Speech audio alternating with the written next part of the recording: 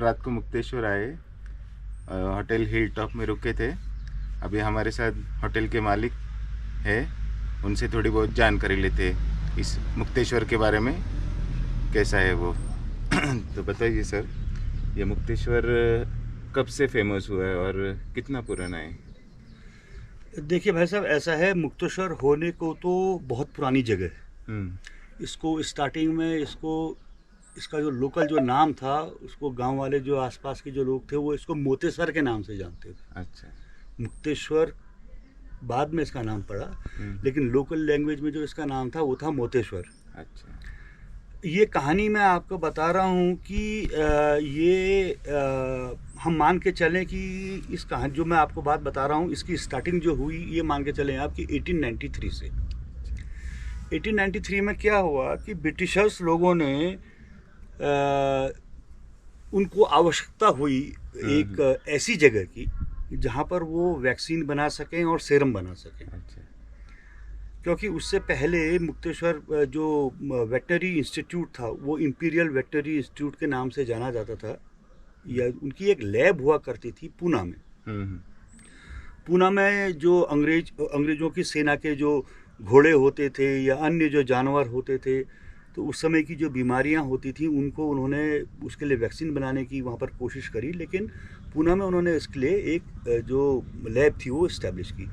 लेकिन पूना में गर्मी होने के कारण, क्योंकि उस समय रेफ्रिजरेशन का कोई सिस्टम होता नहीं था, तो उन्होंने नॉर्थन इंडिया में कुछ ऐसी जगह की खोज करी कि जहाँ पर जो है आइसोलेटेड हो और जहाँ पर पॉपुलेशन बहुत कम हो, और जहाँ पर अगर कभी वैक्सीन बनाते समय कोई अगर आउटब्रेक हो गया, तो जो लोकल जो वहाँ के बोवाइन हैं या जो जानवर हैं उनको जो है उसका इफेक्ट ना हो। तो नॉर्थ इंडिया में उन्होंने दो जगह को ढूंढा। एक तो यहाँ आए, मुक्तेश्वर आए, और दूसरा दार्जिलिंग के पास एक जगह है, शायद मैं सही से स्पेल कर रहा हूँ या नहीं कर रहा हूँ, लेकिन वो कैरेगना करके कोई एक जगह है दार्जिलिंग के पास। अच्छा।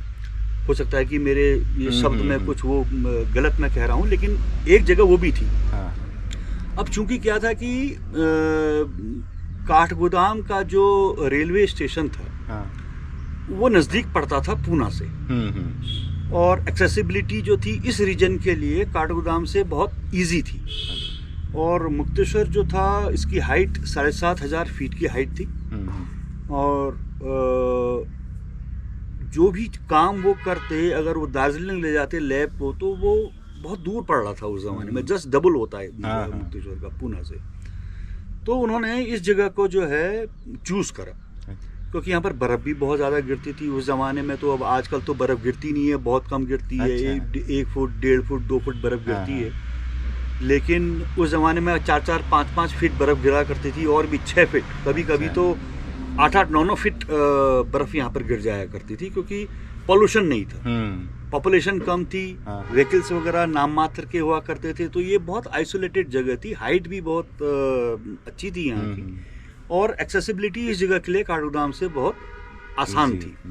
तो उन्होंने यहाँ पर 1893 में एक इंस्टीट्यूट इस्टेब्लिश किया, इंपीरियल वेटनरी रिसर्च इंस्टीट्यूट, जो कि एशिया का सबसे बड़ा इंस्टीट्यूट उस जमाने का माना गया। माना क्या गया, वो था ही एशिया का सबसे बड़ा वेटनरी इंस्टीट्यूट। इस तरीके से मुक्तेश्वर में जो है, मुक्तेश्वर की जो है एक पहचान बनी। फिर धीरे धीरे धीरे बहुत से किस्से हैं मुक्तेश्वर के, उस ज़माने के जो माने हुए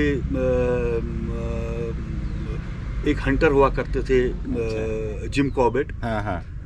उन्होंने यहाँ पर एक मैन ईटिंग टाइगर को भी उन्होंने मारा, जो कि टेम्पल टाइगर के नाम से, मोतेश्वर मैन ईटर के नाम से भी जाना जाता है। कभी अगर आप जिम कॉर्बेट की बुक्स पढ़ेंगे तो उस पर ये इसका वर्णन आपको मुक्तेश्वर का मिलेगा।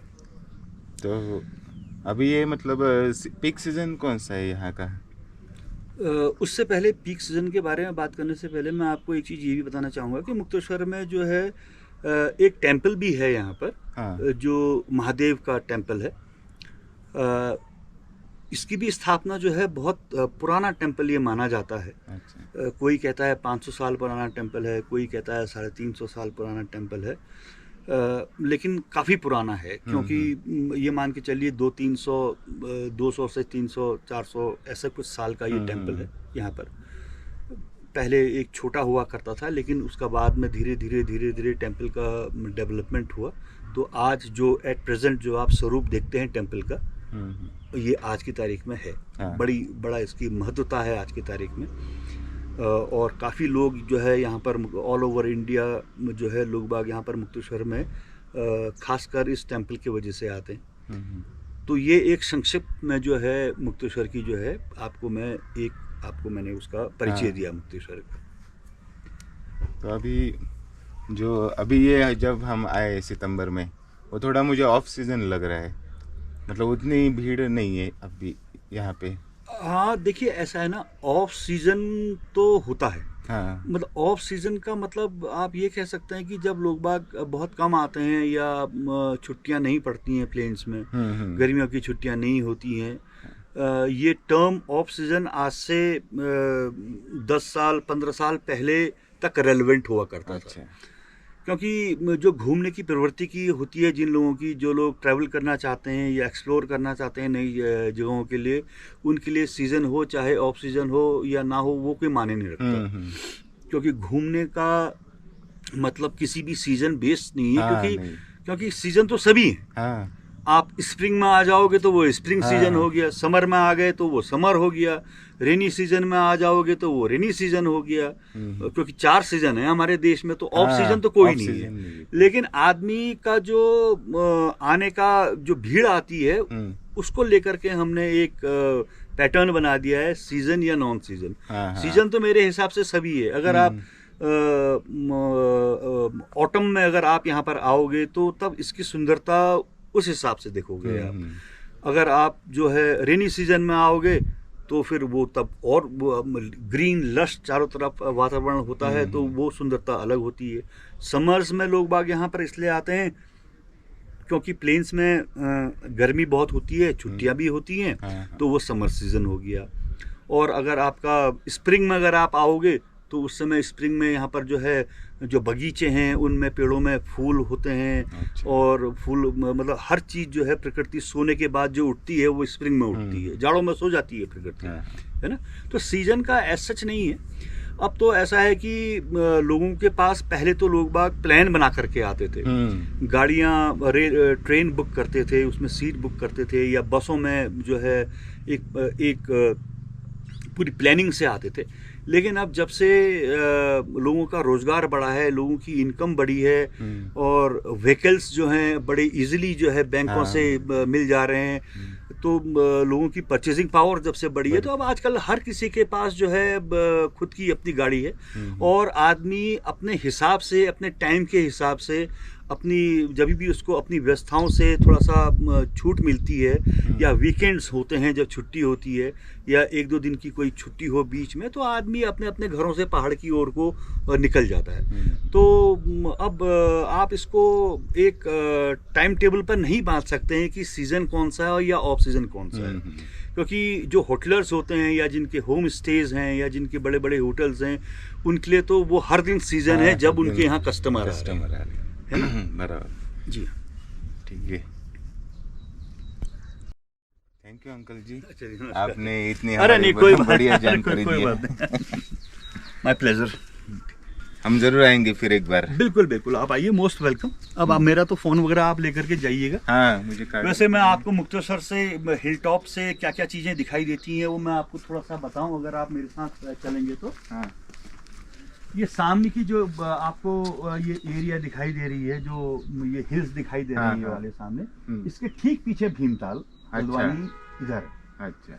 वो सामने आपको एक डोम दिखाई दे रहा होगा, बहुत बड़ा हिल टॉप के ऊपर। ये एशिया की सबसे बड़ी जो है टेलीस्कोप जो है एस्टेब्लिश हुआ है यहाँ। अच्छा। ये हाल ही में रिसेंटली हुआ है। यहाँ से जो है साइंटिस्ट वगैरह बैठ करके, एक तो नैनीताल में ऑब्जर्वेटरी, एक ऑब्जर्वेटरी यहाँ पर भी खोली गई है, क्योंकि ये काफी हाइट है। अच्छा। वो सामने जो आपको दिखाई दे रहा है, जो फ्लैट टॉप दिखाई दे रहा है, वो फ्लैट टॉप के वो चाइना पीक का हिस्सा दिखाई दे रहा है इधर। अच्छा। इधर वाला जो हाँ, हाँ। जो मैं हाथ से जो मैं इशारा कर रहा हाँ, हूँ, हाँ। ये जो हिस्सा है ये चाइना पीक जो ग्राउंड से आप देखते हैं या माल रोड से आप देखते हैं, ये वाला हिस्सा है। अच्छा। फिर आपको यहाँ से कैमल्स बैक भी दिखाई दे रहा है, एक हम्प दिखाई दे रहा होगा पीछे। हाँ। वो आज तो बहुत क्लियर है तो इसलिए वो और साफ दिखाई दे रहा है। अच्छा। फिर आपको वो दिखाई दे रहा है, तीसरा जो लास्ट रिज दिखाई दे रही है वो है लड़िया काटा, जहाँ पर रडार वगैरह लगे हुए हैं। हाँ, हाँ। और उसके बाद जो लास्ट कोना दिखाई दे रहा है वो जू का, जो नैनीताल का जो जू है उसके पीछे वाला हिस्सा। अच्छा। यहाँ से रानीखेत का चौबटिया गार्डन भी दिखाई देता है, जो आपका ये कुमाऊं रेजिमेंटल सेंटर है उसका जो हेडक्वार्टर है वो इस तरफ से तो नहीं दिखाई दे रहा है, लेकिन उस तरफ से वो भी दिखाई देता है। अच्छा। मुक्तेश्वर से आपको अल्मोड़ा भी दिखाई देगा। अच्छा।